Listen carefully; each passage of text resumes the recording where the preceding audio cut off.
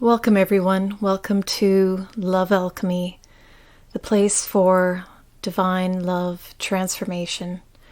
I'm your host, Tamara Hansen. Today we are talking about the sacred self. And this is kind of near and dear to my heart because it's taken a long time to really understand this. And on some level, I actually feel like I don't fully understand it, but I am working towards that and getting there to embody that or embrace that. So, what is the sacred self? How do we connect with it? And how do we make it a part of our everyday life? So, Thich Nhat Hanh said, "Every minute can be holy, sacred minute. Where do you seek the spiritual? You seek the spiritual in every ordinary thing that you do every day. Sweeping the floor, watering the vegetables, and washing the dishes become holy and sacred if mindfulness is there. With mindfulness and concentration, everything becomes spiritual." So this kind of relates to the Zen Buddhist phrase that says, before enlightenment, chop wood, carry water. After enlightenment, chop wood, carry water. So the same idea that the spiritual or the sacred is in everything, in everyone, in everything that we do. And when we begin to clear our vision to what we believe is sacred and what isn't, if we can see everything coming from that sacred place, then we can have this larger perspective of the beauty of what unfolds before us. So every moment is an opportunity for sacredness if we become mindful enough to be in the sacred, to live from that sacred place.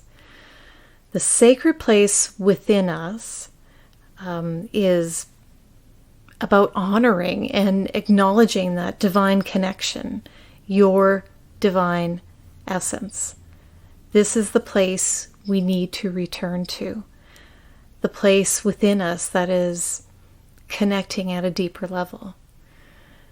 So what's happened is that we've been led to believe that what is outside of us is more important than what lies within us. And actually there is a quote by the poet Ralph Waldo Emerson, and he says, "What lies behind us and what lies before us are small matters compared to what lies within us." So we are kind of hyper-focused on what's going to happen in the future, or hyper-focused to what has happened in the past, and kind of living in those two realms rather than going deep within and recognizing that deep divine self, that sacred self, going within and really understanding ourselves, understanding who we are, because we're always focused on these outside things to give us answers.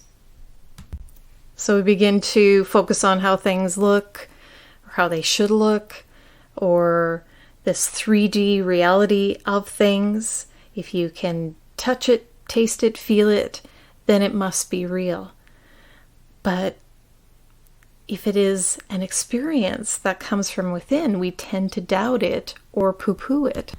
For instance, let's use intuition as an example. Because it is more difficult to measure intuition, we don't trust it. Actually, what should happen is we should be trusting it. We should be honing that skill and determine when it is that what is intuition and what is just thinking or thought. And I've experienced this myself where I've come to recognize what is intuition and what is my thinking mind. And sometimes it works, sometimes it doesn't. But if something comes up for me or pops into my head, and I have to determine, okay, was that just a thought or was that actually intuition? And sometimes I have to wait to determine what it was. And I'm trying to go within myself to feel that sensation, that feeling, to understand it fully when it's intuition, so that when the next time it comes up, I can understand it or label it as intuition over just my thinking brain. So going back to honoring the sacred self, maybe the important thing here is to view everything as sacred. Like I said before, every experience, every blade of grass, every good day, every bad day, it's all a creation of universal consciousness, and that we are all a part of. Everything is creation. We just don't know that we've been co-creators of it all this time. So we can blame others for mishaps or situations or circumstances. This is the easy part, when you can blame somebody or something else. It's Mercury retrograde or jet lag, or I'm just having a bad day, or I didn't have my coffee yet, or so-and-so did that to me. It's so easy just to point the finger and blame somebody else for things that occur that we don't want to happen. However, if we can't see the bigger picture by panning out, then we can't see how we've helped to co-create these situations. But if we can open up our perspective and really understand and see how we became a creator of a certain situation, then we can understand it more. We can understand that our vibration, our energy, can create our world and has created our world. And when we are meeting with other people, or when we are intersecting or experiencing certain situations, we have to look at ourselves and see where our energy is, where our vibration is that created that certain event. And if it's an event that you did not want, or it was negative, or it created a lot of problems, and you wish it didn't happen, we have to look at what is going on inside of us, that we created that by default, meaning that how did we create that? Because we were not paying attention to our own vibration, to our own energy, to what was happening within us. This is how powerful we are, because we are creating in every moment. And this is why we need to become aware, A, of who we are, B, of our own energy, and C, discerning that, defining that, understanding that at a deeper level, and really getting to know ourselves. So again, the sacred self is knowing and connecting with your divine self at a deeper level. And maybe right now you are questioning that you are sacred. How can you be sacred? How can I be divine?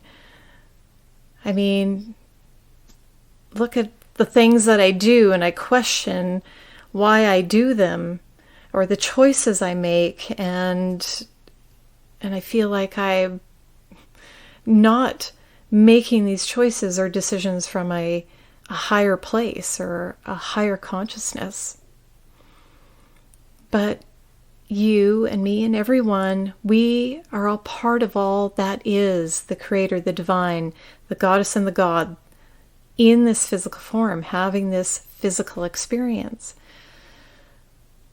And so, like I said, we've been led to believe for a very long time that we are just these mere mortals, or to use a Harry Potter word, muggles, that we have no real power, that we can't create our world, and that we are just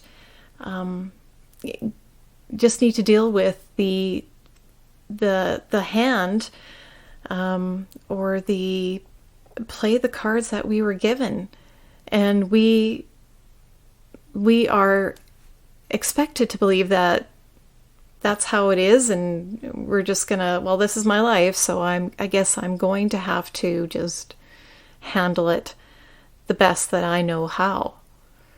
And then maybe next lifetime something better will come up for me. Or maybe I did terrible things in another lifetime and now this is my karma.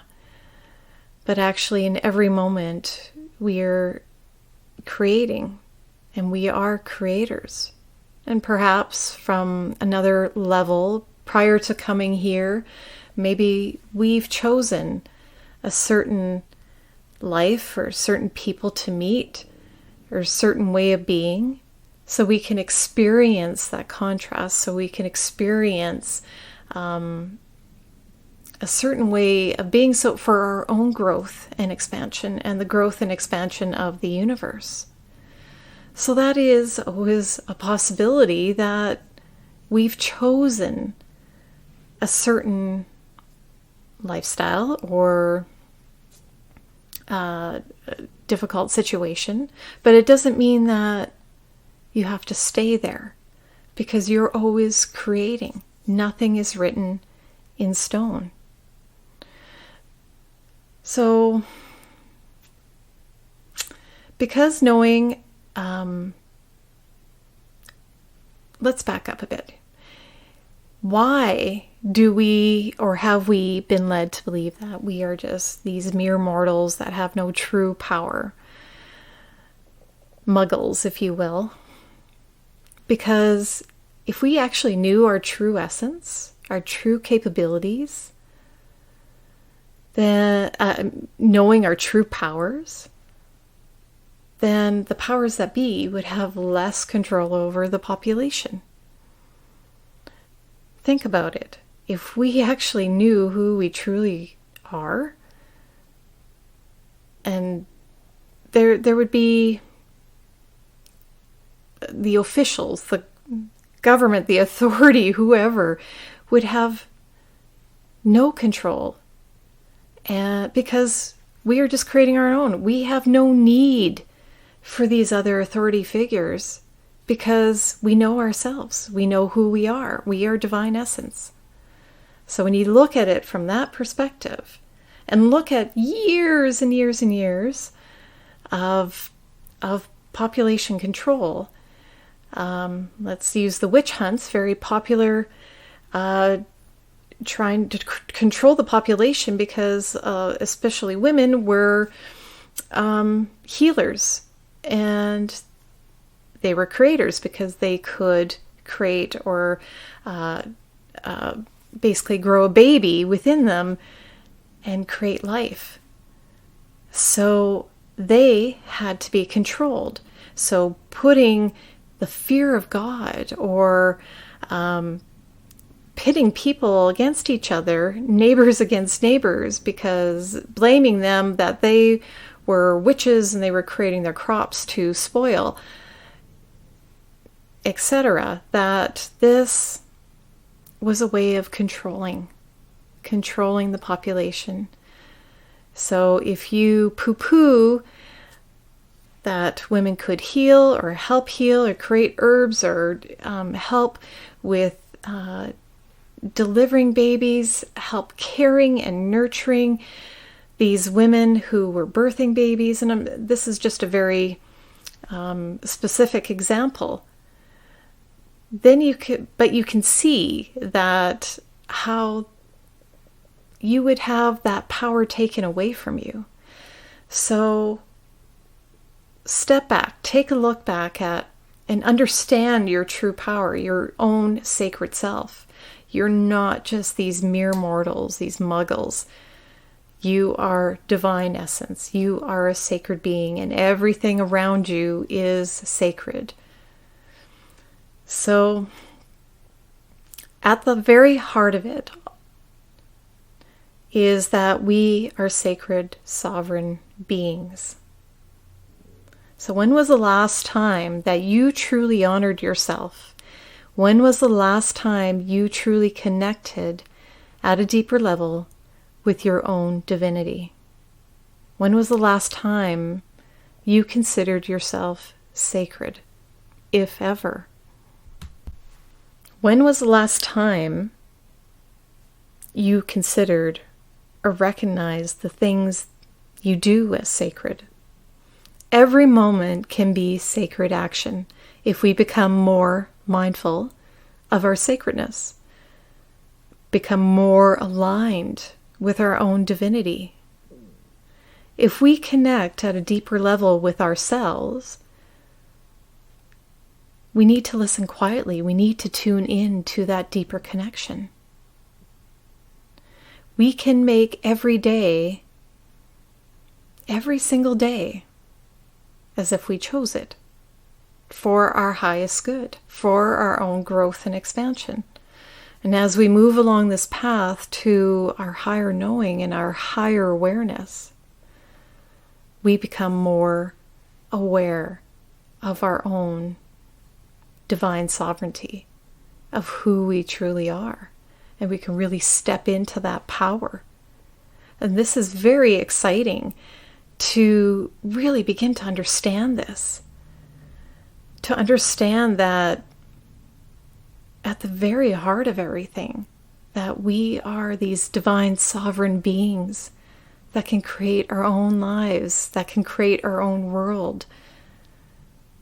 And maybe some people might say, and I've seen this a lot in certain comments on certain posts and social media, that having this knowledge or telling people that they can create their own lives is dangerous, which is kind of a ridiculous thing to even assume or think, because how is that dangerous? When we are in alignment with who we truly are, when we are aligned with our own sacred self, our own divine self, with divine love, and we are talking about the most purest love, the most unconditional love that one can experience. And when you are aligned with that, there is no way that that can be a danger. There is no way, because you are not impeding on anybody. You're not trying to create for somebody else. You are aligning to your own divine self. So stepping into our sacred selves, our divine selves, realizing this essence, understanding this, and embodying this means leveling up to a higher frequency, a higher vibration. And when we begin to do that, there is no way, again, that this can be a danger to anyone or anything, because we are coming from a higher place. We're coming from divine love. So how do we do this? How do we honor the sacred? Well, first, we need to be mindful. And we need to take that time to be with ourselves, to be more present, to go within. Because we are distracted by the outside world, by social media, by our phones, by our electronics, and I'm no different because I have electronics, I'm on social media. But it's important that we take the time to set those things aside so we can go within ourselves, to understand ourselves at a deeper level, to really know or to really begin to understand what is happening within us, our own energy. We have to be present, not in the past, not in the future, in the present, because that is your point of power. The present is your point of power. So it is important to be with ourselves in a deeper state, a deeper connection, and to honor this beautiful part of who we are. Okay, so for instance, to kind of give you an idea of what this might look like, I've had numerous meditations where occasionally I will play music, and that music I know will get me into my heart center, will get me into that deeper place within inside of me. And kind of gives me that awareness of where I need to go. And maybe it's not music for you. It can be singing bowls, it could be mantras, whatever it is. But you'll find that thing that you need to get you into that heart center. So when I do this, and before I even maybe sit down for meditation, because I'll sit in lotus and have my meditation. Sometimes I'm standing, I have my hands open as if to receive energy from the divine, from my higher self, and I call in my divine self. Even though we are connected to our divine, we are divine as it is. I want that divine self to fully expand. And I allow that to come in. And I make sure that I say only in unconditional love, because you don't want any funky, lower vibrational energy to come in and take over. So you want to make sure that only in unconditional love can this divine energy expand throughout me. Allow that in.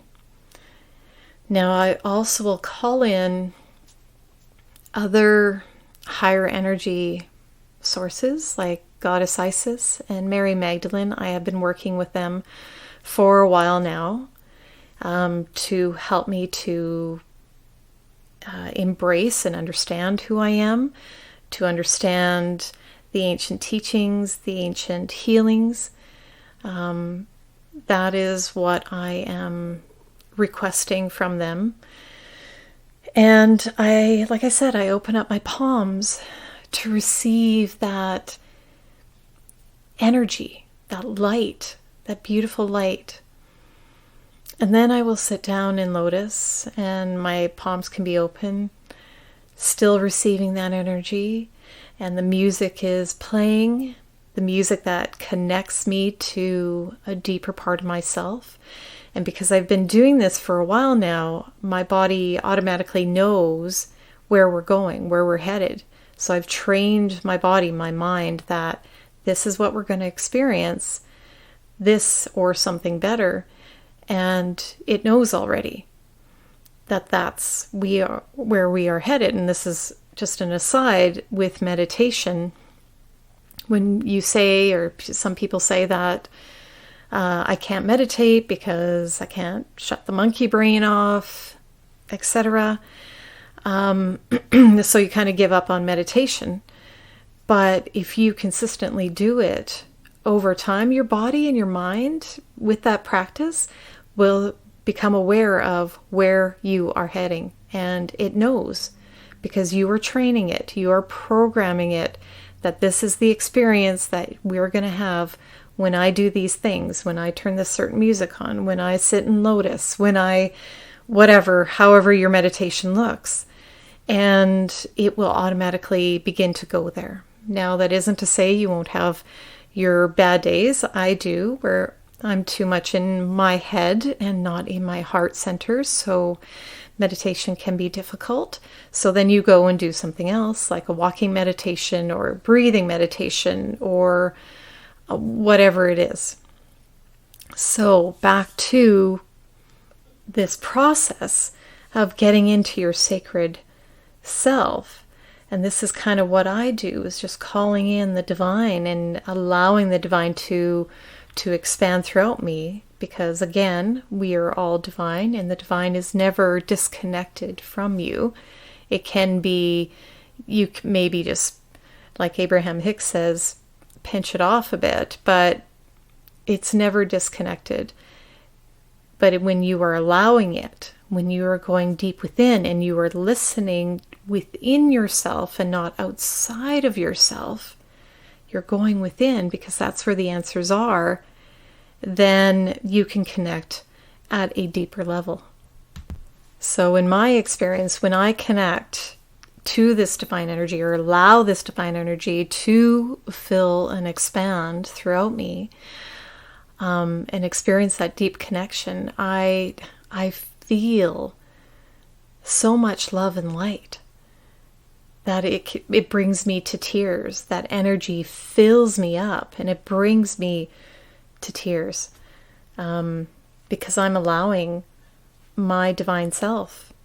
Because, like I said, I've done this so many times that my body just goes there and it understands where it's going. And it's almost like just you need it. You need to keep doing it because it just feels amazing and it feels so beautiful. And yeah, I have that experience and I try to carry it with me throughout the day, but sometimes the outside world begins to affect you and your energy, and it can be hard to go back to throughout your day. But you just, when you can, remind yourself of that.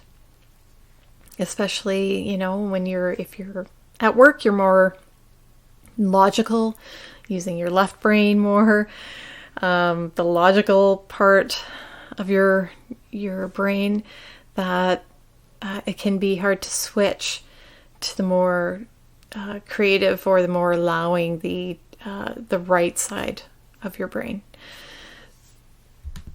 So another thing that you can add in to get into your sacred self is to add in a mantra, or chanting a mantra. And there are many mantras that you can chant, and I've done this too. I have several favorites. Sometimes you can find music attached to that mantra that can get you into that space, that sacred space. One mantra is Ong Namo Gurudev Namo, which is a personal favorite. It means I bow to the divine wisdom of all that is. I bow to the divine teacher within. So when you are chanting that or singing that, you are honoring the divine wisdom of everything and the divine wisdom that is within you. And when you begin to feel that and understand that, and the resonating of the sound that you are making, can put you in that space, that heart space, into your spiritual heart. Another mantra is Ra, Ma, Da, Sa, Sa, Se, So, Hung, which means sun, moon, earth, infinity, all that is in infinity, I am thee, which means that everything, sun, moon, earth, everything, that everything I am. That's me. I am the all that is. Another one is Aung Sang Wahe Guru, which means the loving energy of infinite source of all that is dancing within my every cell and is present in my every limb. So once again, that whole idea of I am that, I am the all that is, I am the divine in every cell, in every part of my being. So as you're chanting these things, then you can and understand them and allow that to resonate with you, and allow your voice to resonate, the sound to resonate to the deepest part of you, to your heart center, then you can get into that meditation, you can get into that present state, that mindful state, and just allow that beautiful sound, those beautiful mantras to open you up like a beautiful flower. So consistent practice is so key here when we are diving in or recognizing or connecting with our sacred self, when we are honoring that part of ourselves. And this will open up your perception and kind of clear your sight to who you are and understanding this at a deeper level. So consistent practice, and you make it an everyday thing, like a ritual. This is what I'm going to do. I am going to connect with this sacred part of me because this is so important to me. You know, we wake up in the morning and we crawl out of bed and we do our routine, we do our shower, we, brush our teeth, all those things for our physical body. Then we go have our coffee and that has become our ritual, which really we should be getting out of bed and begin to cleanse ourselves, cleanse our space, our energetic field, so that we can start our day properly in this more aligned state with who we are. So if we are getting up, we are, sitting in lotus, or just even lying in bed too, you can do this type of ritual of connecting with yourself before even stepping foot outside of your bedroom itself. But getting up and creating this ritual, this sacred practice of going deep within and connecting with your divine self. This is so amazing because you are honoring that part of yourself. And when you begin to honor that part of yourself and create a ritual surrounding that, creating a ritual of connecting with your divine self, your sacred self, and honoring that part, then you begin to honor the physical apparatus that you are, this physical body. So you get up, you honor within, then you honor without with your shower, with brushing your teeth, with creating a stronger physical body. As within, so without. And then you begin to see improvements within yourself, within how you feel about yourself, with how you treat yourself. And when you treat yourself better, then you can treat others so much better. You can honor yourself, you can honor others, because now you understand what that really means. And when you're honoring the inside, the outside begins to transition and transform into this beautiful, glowing body. And I have found this, I've discovered this myself. It's interesting when you do this, you honor the sacred within yourself. You experience that divine, that light. You allow that to happen and expand throughout yourself. And then you go out into the world and you begin to see how people are looking at you differently. You see how people smile at you, or they just notice you or recognize you, or some may approach you. And this has happened to me so many times after having this beautiful meditation of filling myself up with this divine essence and this love and honoring the sacred within. And then I go out into the world, and suddenly people are saying hi and approaching me and asking questions about whatever. But it's very interesting to witness, to experience. So I highly give it a try, and see what you experience throughout your day, how people interact with you differently, people you know and don't know, how they interact with you. And just pay attention, because I can almost guarantee that you will have a different experience by filling yourself up with that light and love, and experiencing that sacred at a whole other level, and then interacting with the outside world, and that experience will be different.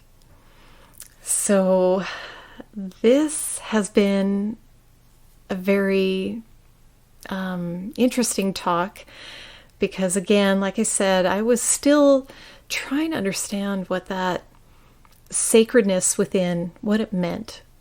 What was that about?